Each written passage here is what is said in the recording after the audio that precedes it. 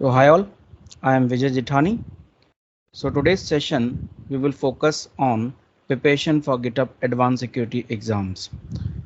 So as you see, you have 73 questions and time limit will be of 120 minutes, that is 2 hours. And as we have done for our GitHub administration and GitHub Actions exam, the skill measures will be based on these particular buckets. So you can say a overview will cover 10% of that, and you will have a secret scanning, again 10%, dependency management 15%, code scanning 15%, and then we have to work with the CodeQL, that is code query language scanning 20%, and there will be the best practices for advanced security, that will be 20%, and finally how you take care of advanced security tools or connect to the advanced security tools in a GitHub enterprise server environment will be the 10%. So overall, you will have 73 questions covering your GitHub Advanced Security exam. Now to do preparation for this is the agenda. First of all, we have to understand why we have to have GitHub Advanced Security at first place. Then we will look into the exact components of GitHub Advanced Security, followed by how exactly the software dependencies are taken care of, followed by code scanning and secret scanning. And we will have demo obviously for each of them so that we cover end to end how you do practically along with how you actually know these things theoretically. In exam, you will not have any practicals as such. You don't have to do any hands-on lab or something of that sort. However, for your own day-to-day working, it will be helpful for you to do that. Okay. Similarly, you see we have to have a security policies along with the advisories. That means how you report those flaws, or I would say the securities vulnerabilities back to the GitHub. Okay, so overall this is the agenda. Now let's get started.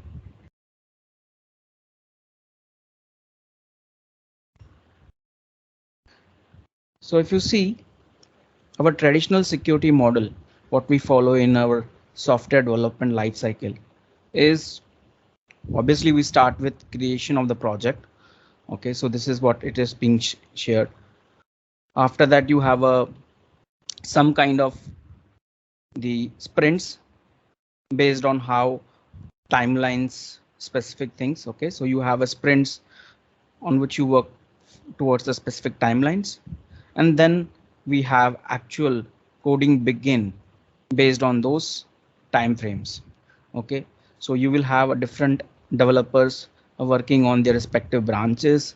They will be doing their work. Similarly, the testing team will be actually doing the testing on that code once that development work is ready for testing, and at the end of the day we have a review of that before we promote to the production. So that cycle remains same. That means you do the coding, you do the testing, and have a review of the code before you promote that to a testing, or I would say for a QA environment. Okay, so once that is available for QA environment, then you actually come to your security related testing in a traditional environment. So that is what is shown here. You actually start your security related testing from QA and integration environment, and then finally you try to ship the code, and the cycle continues from an operation maintenance aspects. Okay, so this is how the traditional security model works. So if you look at from a GitHub Advanced Security per se, we are saying shift left your model of how you actually embed the security in your software chain. So with that, what we have is we have a different tools, like where I said that we have a project startup, and then you do the configuration of or sprint planning and all those things. So there itself, we want to make sure that whatever software we are trying to build, it should have a way to report the vulnerabilities. So we have a security policies in place for that. Similarly, while you start working on your code and testing of this environment, you need to have the review, okay, continuously in your development environment itself. That means The code is meeting your standards with help of code scanning. The code is not having any of the leak credentials whatsoever. And finally, as we are today working with open source frameworks or open source softwares, we have a lot of dependencies coming from open source work, open source or any other dependencies. So that way we are saying we should have a dependency review as well for our software chain. Finally, once you build your code, you also want to make sure that end-to-end testing is being done. So we do that with the help of the code scanning, and the rest cycle continues. That means what we are trying to say here is now we have embedded security at every stage rather than coming only at integration or after QA and integration. So this is how we will improve our software development lifecycle by shifting left. Okay. Now, what is available to us from whether it is chargeable to us or how that works is what we have shown here.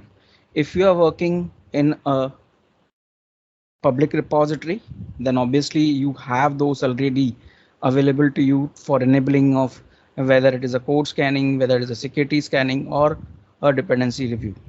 By default, you should be able to do most of your security stuff in your public repository. Whereas if you are an enterprise using your internal repository or you're using the private repository, so in that case you don't have that already, you have to buy a GitHub Advanced Security license for that. Okay, so by default it is not available to you. Once you buy the Advanced Security license, you have those things available to you. So this is the basic thing when you will be able to have advanced security embedded in your repositories or the day-to-day work you do. Now, overall, if you see with this GitHub Advanced Security, what we're trying to say here is we are helping you with the software supply chain. That means we have seen that it is providing us a code scanning, it is providing us a dependency review, it is providing us the secret scanning. And finally, how do we make our environment secure? Okay, so that is like making our runtime environment secure with the help of protection policies. That means even before having any leak credentials or vulnerabilities, we want to fix them before it being promoted to production is what we are saying from GitHub Advanced Security per se. Now let us deep dive further. So before we go ahead, I think I want to pause here and so that you can have a look at what we have talked in this particular slides.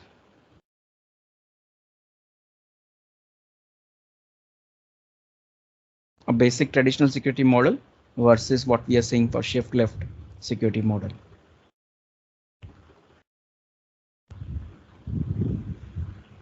And then coming to the licensing, where you can actually test your GitHub Advanced Security features. So if you are working on any public repository, you already have in your account. So just try it out. I think even during demo, I will be able to show you something from that per se. And finally, end to end, what exactly we are trying to solve here.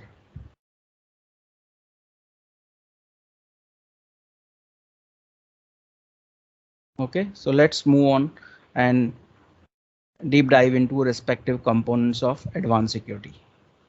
Now, at first place, what is important to us is the advisory database. So from GitHub, we have advisory database, and it is a security tool doing the work around the clock on this particular. If you see at left hand side, we have the respective languages, and you see the different how many specific advisories are available for respective languages. Similarly, at right hand side, you can see what is the severity of those particular.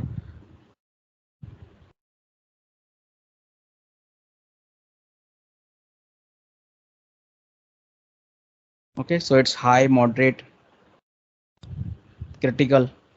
So these are severities you have for this particular from advisory database for respective software packages. Now, if you see from the dependency graph, what it gives you is now these are just the respective components, you can say, how you actually go and enable those things in your GitHub account. So if you come to your GitHub account and you are managing the software, then if you come to the settings for respective repositories and come to code security and analysis, you should be able to see the dependency graph. So in my case, it is enabled. Okay.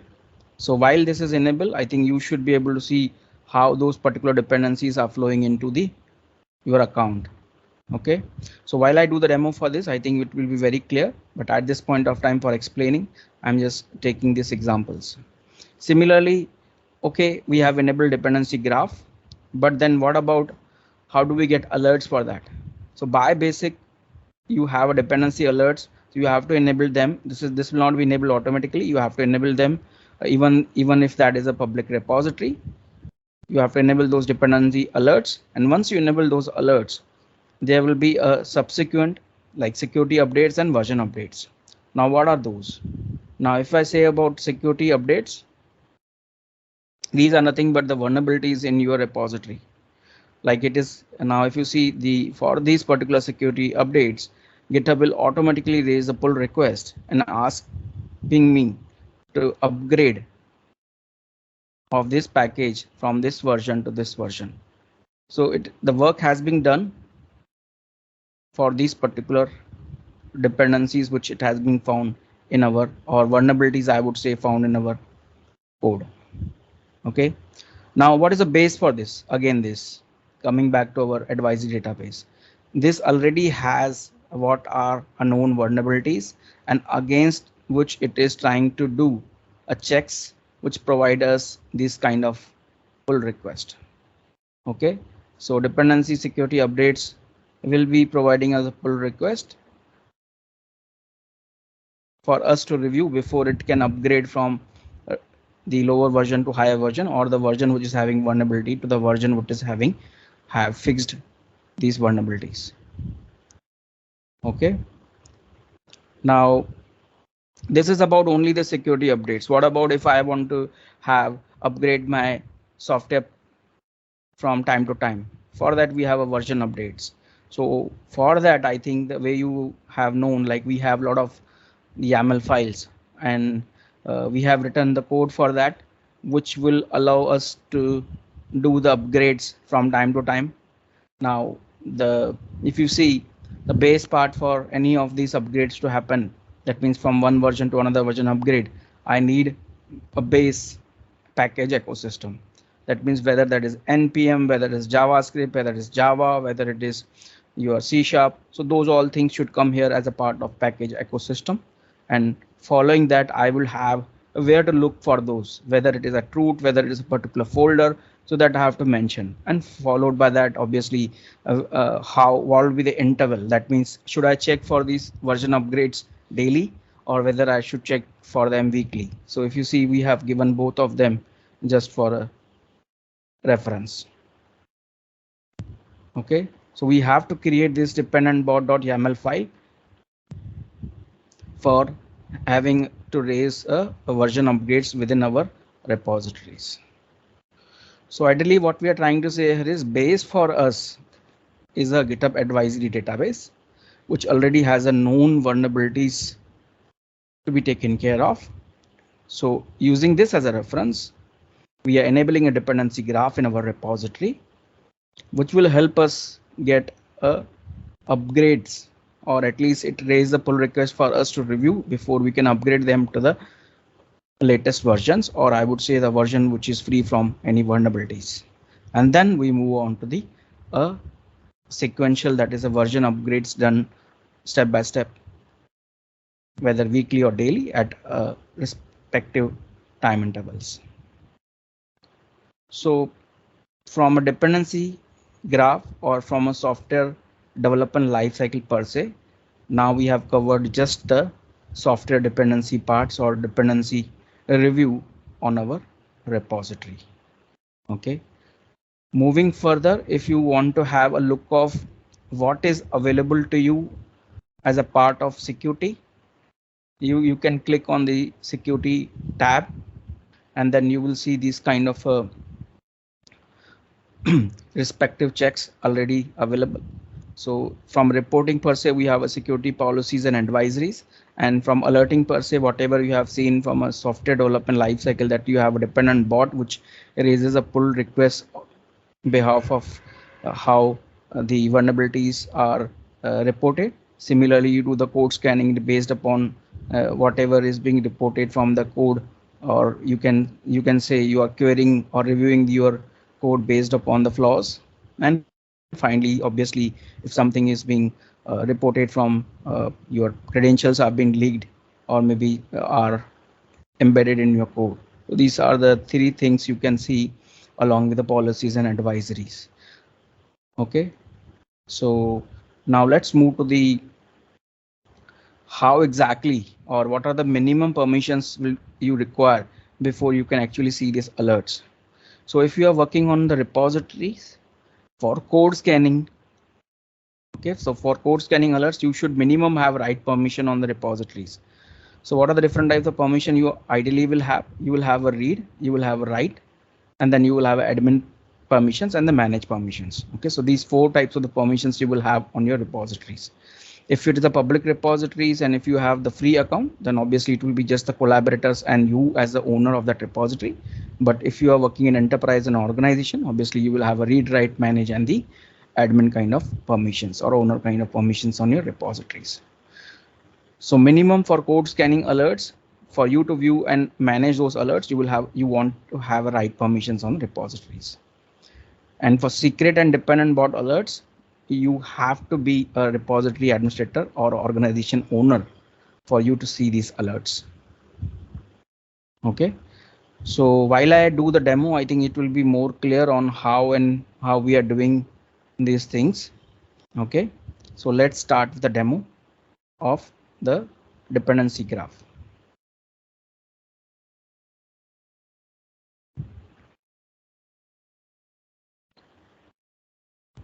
So this is something which we'll look into the demo.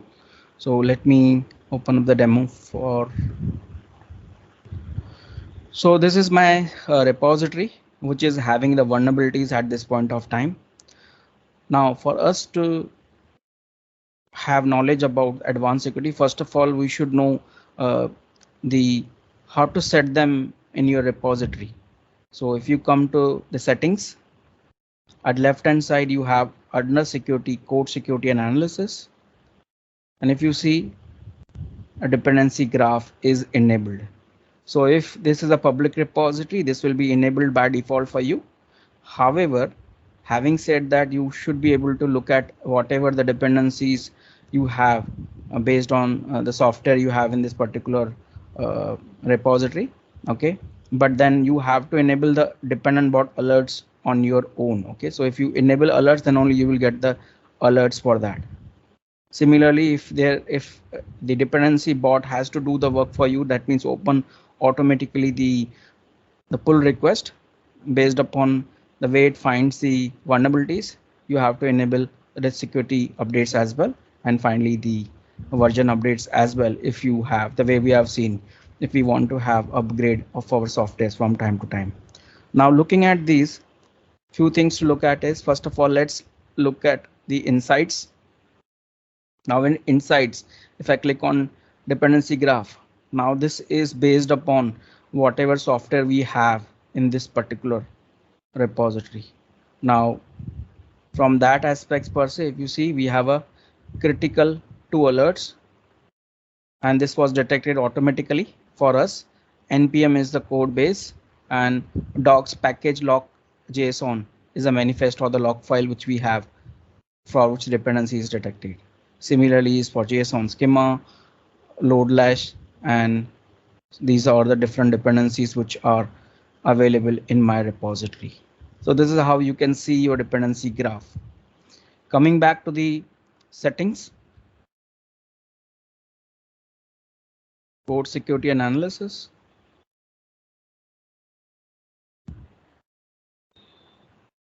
So you have dependent bot enabled. Similarly is the security updates, version updates we can enable if required. So this will nothing but create a dependent bot YAML for us. Okay, so we have to accordingly have the package ecosystem and all those things set. But for us to view the alerts, come to the security tab and click on the dependent bot at the left hand side. If you come to the security tab and left hand side dependent bots, you can see these are the alerts being raised. And if you see each of them, the alerts, you can also see at from the drop down that these how many critical, how many high, moderate and low alerts are being raised. Okay, similarly, if you want to check from the package or ecosystem per se, you can check that as well. Ecosystem as well. Manifest files. So I have purposely taken this web code because it will have a lot of vulnerabilities, just to show you how the GitHub is able to take care of the security on our behalf. Okay, similarly, if we come down for the code scanning, you will see these are the respective alerts being raised for us. So we will see this in practically how that is being, how this comes here while we do the CodeQL thing. But again, the basics of how this is being reported of critical, high, medium, low remain same, and whether we should take care of that, how we should take care of that is will be provided to us, and we just have to merge them as required. Okay, so at some point of time it will give you a redundancy that you go from this version to this version, and then the basic pull request will be merged. So I can show you one of them in our dependent bot. Say suppose if I want to make sure that this particular deserialization, understate code and code injection. Okay, so you can click on that and it will take you to that particular package. For anything less than this is the affected version. If you want to have the vulnerability free version, then you have to go to this particular. Okay, so this is how this particular dependency will look like. And also you will have the common weakness.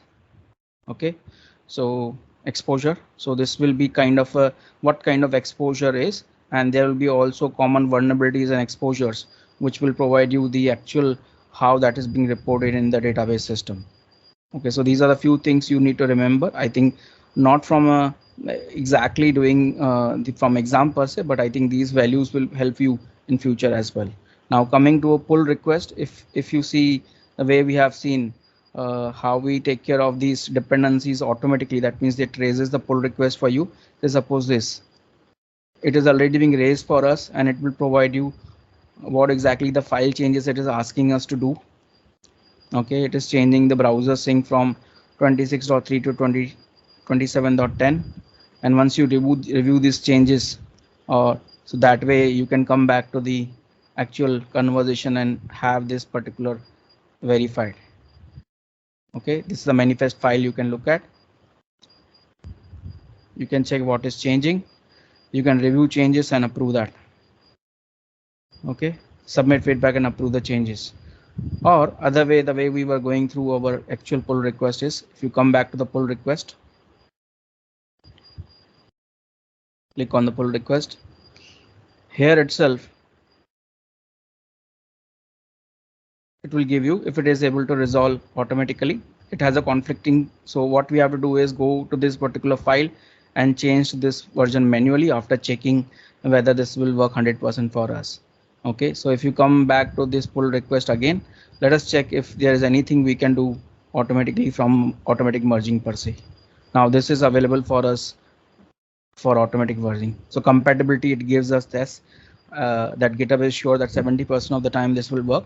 However, we need to review that before it this works 100%, and you click on the merge pull request and finally confirm. So this way we are actually doing the automated updates to our software based upon this pull request done by GitHub on behalf of us. Okay, so few requests, I think we had 11, now it is 10 because one is closed for us. So that way I think there will be manual reviews plus there will be some automatic reviews which you have to do. Based upon that, I think these all alerts will be taken care of. Okay, so whether it is a code scanning alert or whether that is the security alert, I think you have to the secret scanning alert.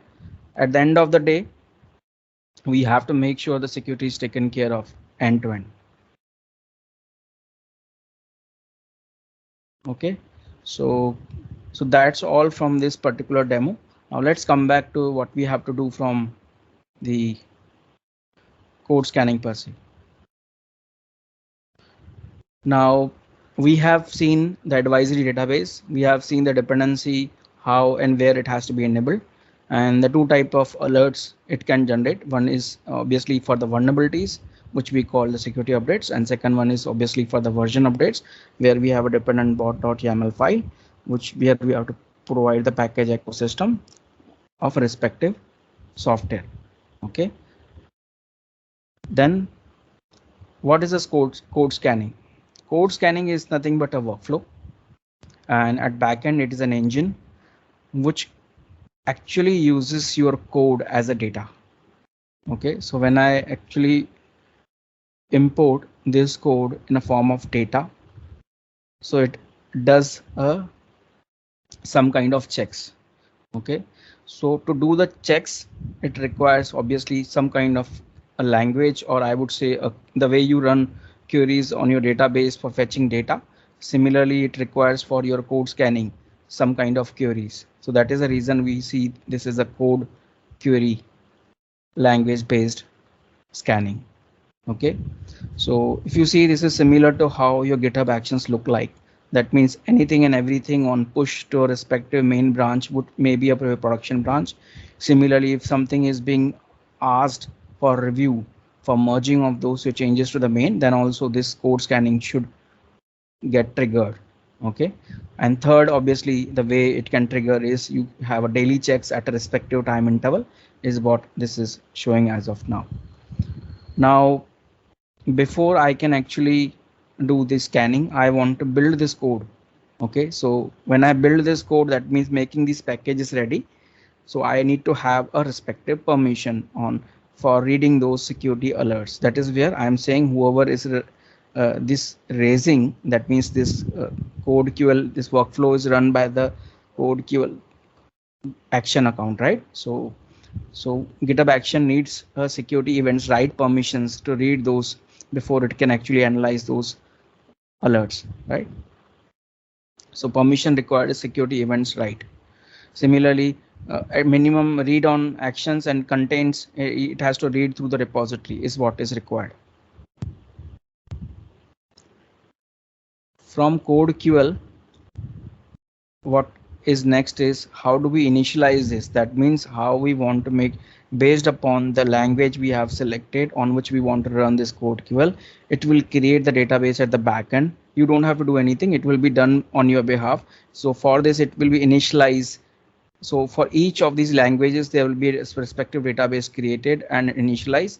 And once you do the auto build in that aspects, it will be actually doing the complete build the way we build our packages. Okay, and if it is not able to build, you have to have your own respective commands as well. Say suppose if you want to customize a specific build in a this is how this build should happen for this package, then you can also put them then the respective steps and uncomment the auto build step. That means you don't use this GitHub action. Okay, finally what we are trying to say here is the third step is for analysis. So first step what we did was we actually have this initialized, that means making it ready so that databases are ready for respective languages.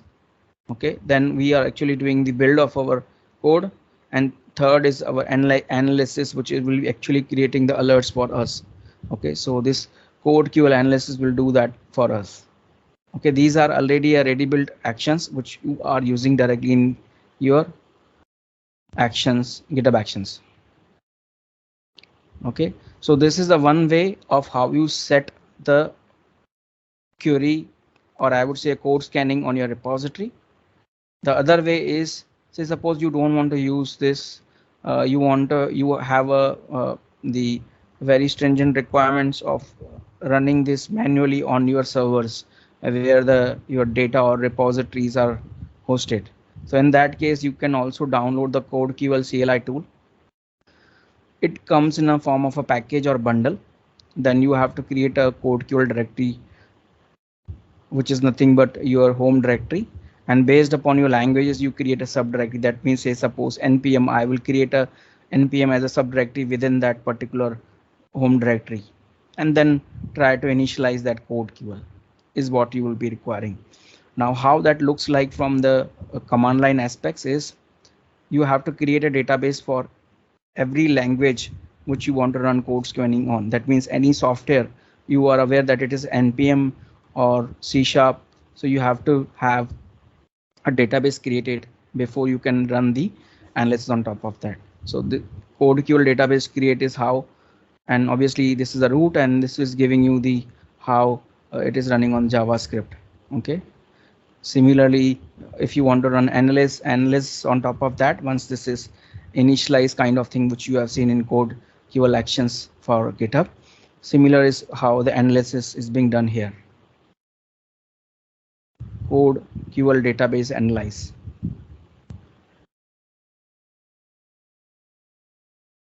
Okay. And once obviously your analysis is done, you want to upload this, right? Upload this results for your viewing your alerts and what exactly is gone wrong and all those things to the GitHub, so that you can analyze what is wrong with your CodeQL, or I would say a code scanning per se. Okay, so from code scanning, you have two methods. One is you do directly with the GitHub actions, and another is you do with the CodeQL CLI tool. These all I think you have also available in documentation if you want to go through step by step. Also, you have the actual exercises based on this, which you can do it for your own practice. Now, coming to the secret scanning, how you do that? Again, if you remember, while we were going through the basic settings, the method remains same. The way you have enabled your dependent bot alerts for security and version, you have to come to the code scanning and set up this. Similarly is for secret scanning, you have to enable this. So that is what we are saying here. If you come to the secret scanning, you have to enable this particular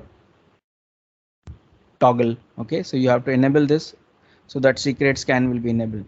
By default, if you are using public repository, the few of the things, like if you like unknown, like inadvertently you have the actually committed your GitHub token or some kind of the Azure password or something, so which is a known third party, or I would say the which are already used authentication mechanism tools. So that way it will be able to catch up directly with the help of secret scanning. Okay, so that is already baked in. Similarly, something which it is not known, I think we have to have actually have secret scanning created for that as well as a part of our YAML files. So again, the information provided us that we cannot, if you are using any public repository, then you cannot turn off the secret scanning. It is enabled by default. The only way for you to turn it off is either make it an internal repository or the private repository is what is recommended here. Similarly, obviously you cannot have the secret scanning or dependency review and all those things unless and until you have a license on the private repository. So licensing, I think you have to remember most of the things, that unless license is enabled, I think on private and internal repository is very restricted. Okay, you can't do anything on a GitHub Advanced Security. The reason it is being provided for public repository, because the GitHub is an open source and it provides few of the tools free for public repositories.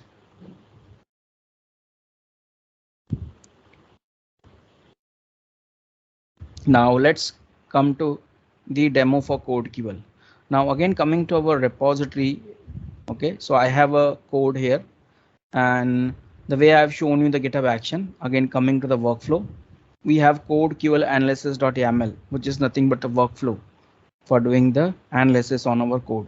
So in this particular code, I have purposely mentioned the branch master and path readme code.md file so that it does not trigger automatically for any changes I'm doing on this repository.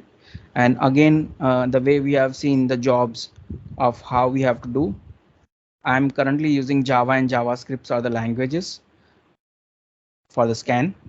And then I'm doing the initialization part to make the databases ready before we can analyze on top of this. Okay, so this will do the analysis, making the database ready for us for both Java and JavaScript, and then running the auto build step and analyzing them. Now, when I analyze them, they will be actually creating the alerts here. Okay, so if you see the code scanning alerts, what you see here, they are actually creating these alerts, and then we can go and check each one of them. Okay, so this is happening automatically for me just by running this CodeQL workflow. So what I'm trying to do here is, let me come back to the code and we will run one of them. So this is my YAML file, which will be running the CodeQL on Java and JavaScript languages, and it will give me the analysis report. What I have to do for triggering this is change to this file. So let me do that right away. So I'm doing the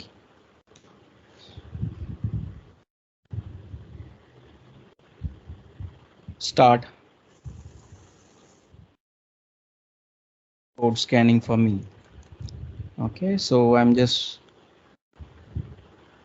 the moment I do that, if you see in actions, it has triggered that CodeQL analysis for us, and the analysis job will run both on Java and JavaScript, and both will be running as a parallel because we have a matrix.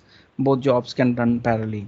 Now, if you see any one of the jobs, it will do the initialize first.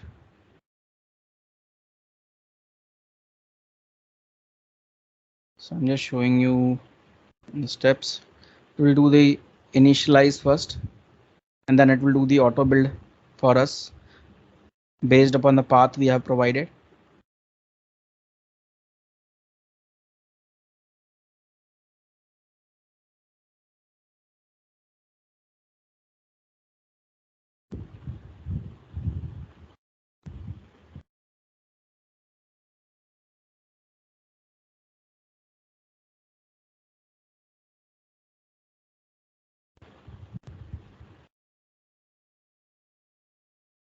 And once it is done with the auto build, it will do actual analysis for us. So currently auto build is still running.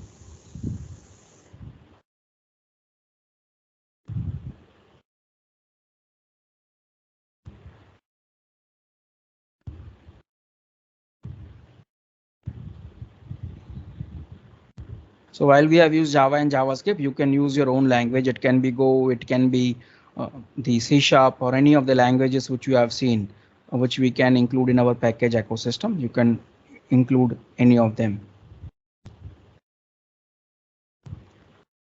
Just in interest of time, I cannot show all of them. That is the reason I'm just selected Java and JavaScript as of now.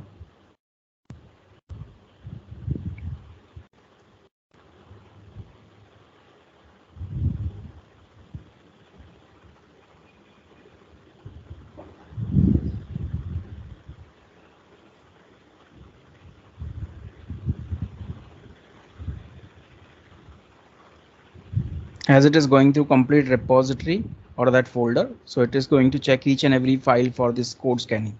That is the reason it is taking time.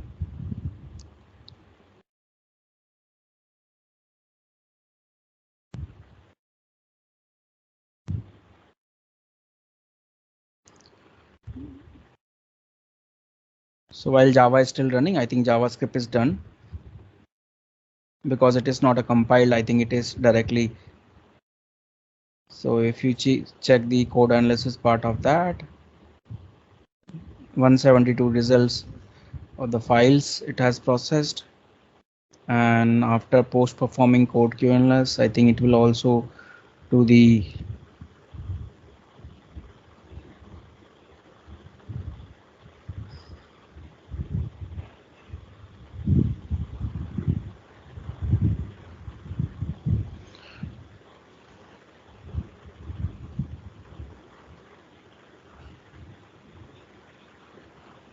See, this is what was showing for everything runs against the database. That means it creates a database, and finally once this analysis is done and the results are uploaded. So this is where I think while finalizing these alerts, I think we are uploading to the GitHub and then cleaning up the databases for whatever the analysis we have run. So at the end of the day, I think let this also finish. So I will show you these alerts will be here.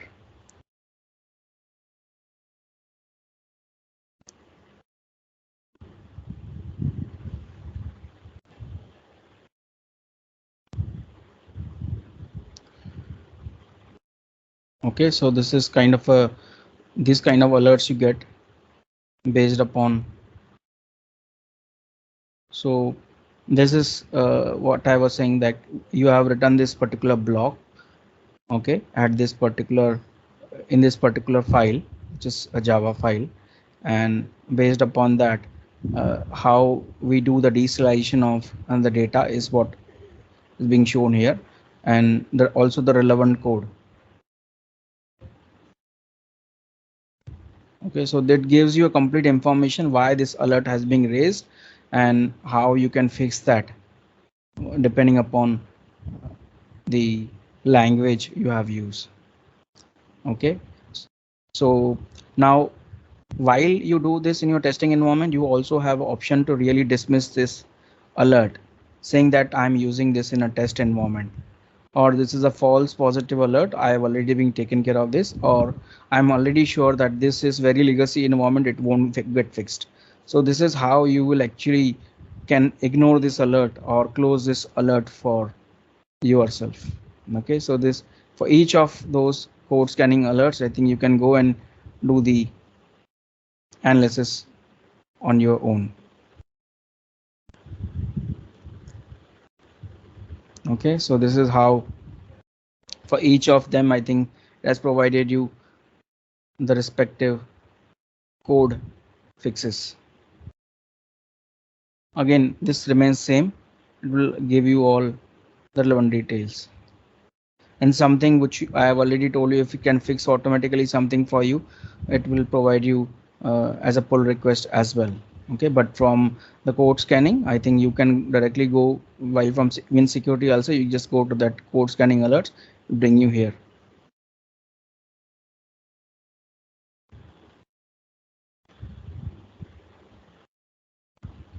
Okay, so coming back to our actions, I think even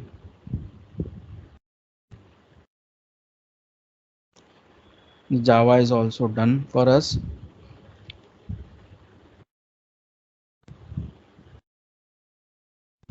Okay, so again you can see that these are the warnings and these are the extracted files and number of lines of codes being scanned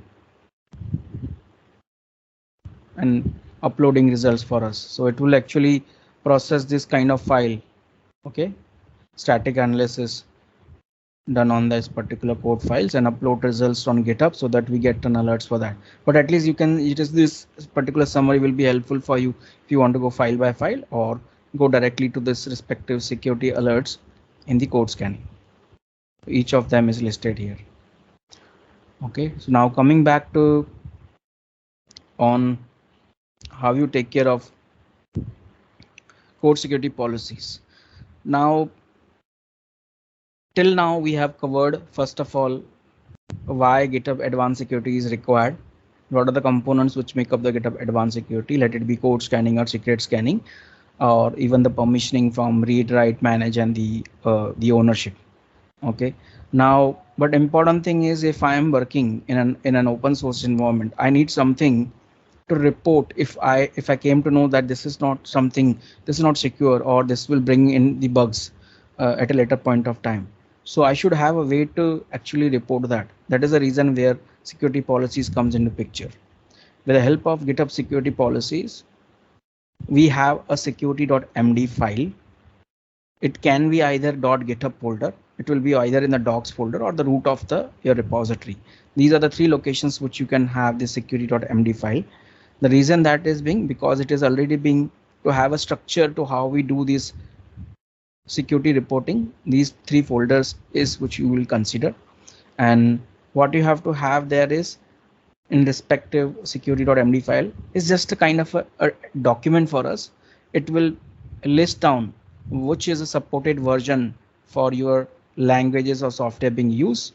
Similarly, how do you report a vulnerability, that what all will be required before you can report a vulnerability to us. Okay, like respective files will be required, which specific code lines where you found the vulnerability and all those things before actually we do the checks on top of that. So this is purely from a security team aspects. Okay, before this goes as a vulnerability in the GitHub advisory database, these all things need to be taken care of.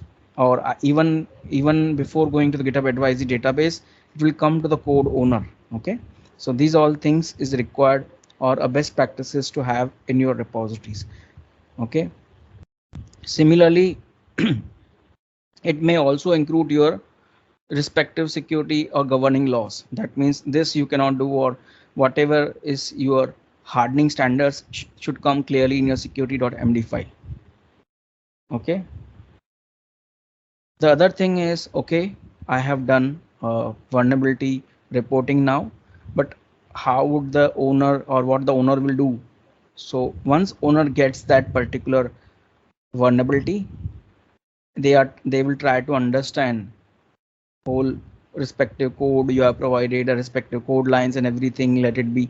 So those all vulnerabilities, they will actually review them through and find out the way to fix them. Okay, so once they find the way, they will take action of that and provide the published version saying that how they fixed and which is the available next version for you to use them without any vulnerability in that code. Okay, so they will actually do the fix for you by this particular process.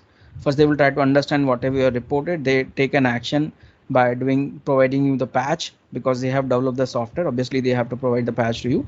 And finally, publish those documentation that which are the versions or software codes or packages being fixed is how the GitHub security advisory is for. So they will have the product and versions affected.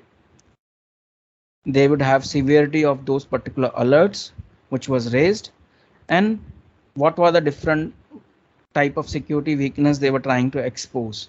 And obviously they have to provide you what is the status of patch, and if they are not able to provide you any patch, they will provide you the workarounds in meantime. Okay, so both of these, how do you report a security vulnerability using security.md file? Similarly, how you as a owner fix those and let others know that this particular vulnerability is fixed using GitHub advisory. Okay, so this is how you take care of the I would say in a best way to not only notify but also let others know that whether we have provided a workaround or fix for that. Similar to this, there are other best practices, or this we say it GitHub community health files. That means code of conduct. That means how you should actually do the coding. Okay, similarly, while you want to contribute to this particular repository, what is the process you have to follow, and if it is a funded project or you are receiving any sponsorship, so how you should working on this project from the funding aspects. And if you are working in a very standard environment or following a specific guidelines for country or region or respective to your organization, you will have also how do you raise an issue. A template should be given to users. Similarly, if you want to do the code review, a template should be given to the users. So everything here is a YAML file. Remember, whether it is a documentation, whether raising an issue, raising or a code review, everything here is a YAML file which you have to maintain. Okay. Similarly, if you want to have a respective support related things also, you will have a .md file for documentation, and YAML file obviously where you want to use them for any particular actions or doing any automated work from GitHub per se. Okay, and the base repositories are base locations for them are, you can put them in root of repositories. You can have the GitHub folder .github folder and the docs. So if you see, coming back to our code, this is what we are talking about, .github. So try to make everything under .github. As of now, it has only workflow, but when something which comes up from the security.md file or issues, everything needs to be taken. Or you can have again in the docs. Okay, you can have under docs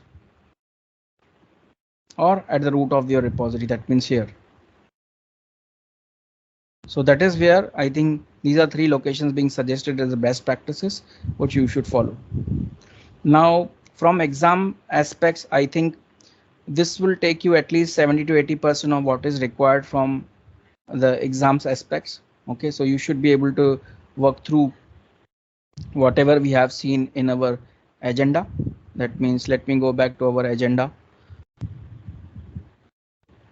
GitHub Advanced Security, and what are the components that makes up that GitHub Advanced Security. So you have to have a thorough knowledge of that before you attempt any of the questions around this. Similarly, dependency graph and dependent bot, how you enable them, how you review them, how you close those pull requests is what will be asked on that.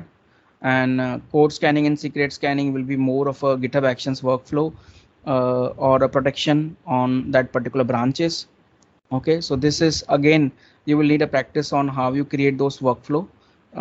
The simplest part will be you just go to your actions and create that workflow for you. Okay, so just search for that particular, or just go to the settings if it is not enabled. Okay, so go to the code security and analysis, and while you do this code security and analysis, you just have to enable them. Okay, so enable respective as this is a private, I think it is not providing us. Let me come to the CodeQL. I think here it will provide me directly. So code security and analysis, here it is. Okay, so while you click on this setup, default is because it's already done. That is the reason it's not giving me as of now. So it will give you once you enable that, it will create a workflow file by name codeanalysis.yaml here, similar to this. Okay, create automatically. The only thing which you have to change here is the languages, have a matrix, and then rest of things you can be kept as a default. Okay, so coming back,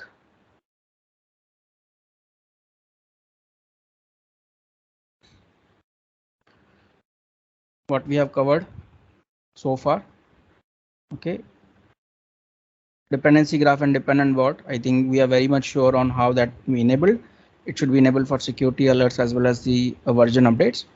Code scanning, CodeQL, it works in a 2 respective. One is a GitHub action, another is a your CodeQL CLI, and obviously we have done the demo on the GitHub actions how we do that, and what is the advantage, or what is how do we do the documentation for community health files, and how do we create a security, how we actually, or what are the things should go for reporting security.md versus the advisory, and what is the use case of them.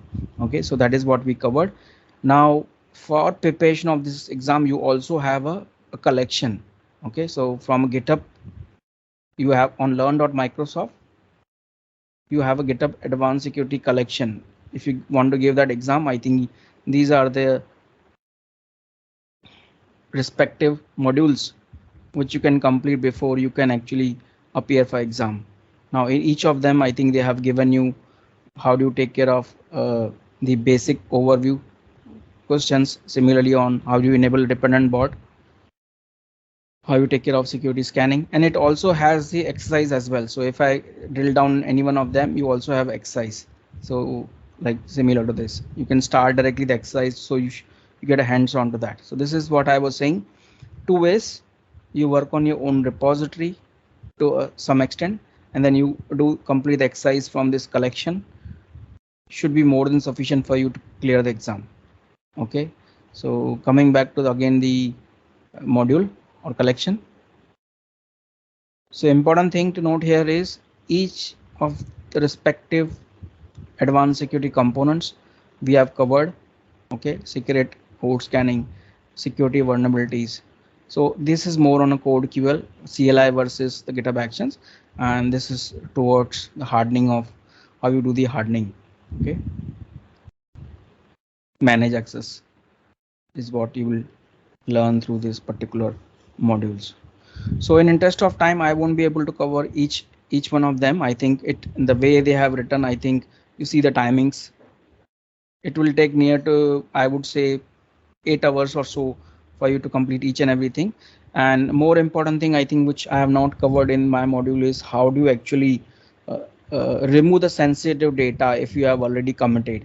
Okay, so I think after security policies, you can also see what are the tools available for you to actually remove them.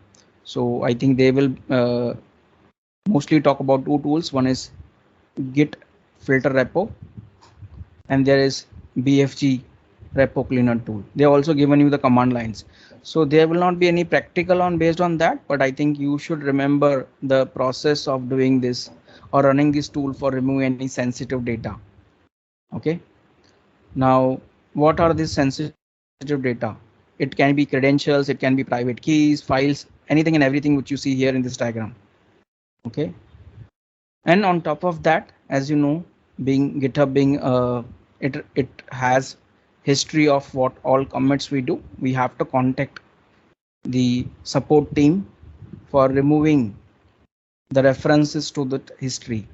Okay, so that can be done by contacting the GitHub support. That also I think they have written how you get that help from a GitHub support. So while, as I said, you will not be doing any practical on this, but I think it is important for you to know how to take care of these things on your own. Okay. Similarly, on reporting and logging, I think here they won't ask much on this aspects, but I think can be one or two questions around how do you actually generate reports and in which format they can be exported. You can see JSON and see CSV from here, and obviously whatever we have gone through repository aspects I think remain same. So in short, coming back to our agenda, you should know what makes up GitHub Advanced Security, why you are doing that. You should thoroughly understand dependency graph and dependent board, code scanning, how you run CodeQL, and obviously the security policies along with the permissioning stuff. So once you're done with that, I think you should be able to clear your exam, and also you are able to move back and forth. Only thing you have to make sure you mark that question for review. Okay, so you mark your question for review. You have 120 minutes to answer 73 questions. It should be okay for you to clear this exam if you go with this collection plus whatever we have seen in this particular session. Okay, so I would again recommend, if it is possible for you to complete this complete collection, it will be very helpful for you to do end to end, because in this session, in interest of time, was able to show you some screenshots, but while you do this practically, I think from person to person, I think you will get a good experience on those particular CLI tools or GitHub Actions. Okay, so that's all we have for this particular session. Thanks all.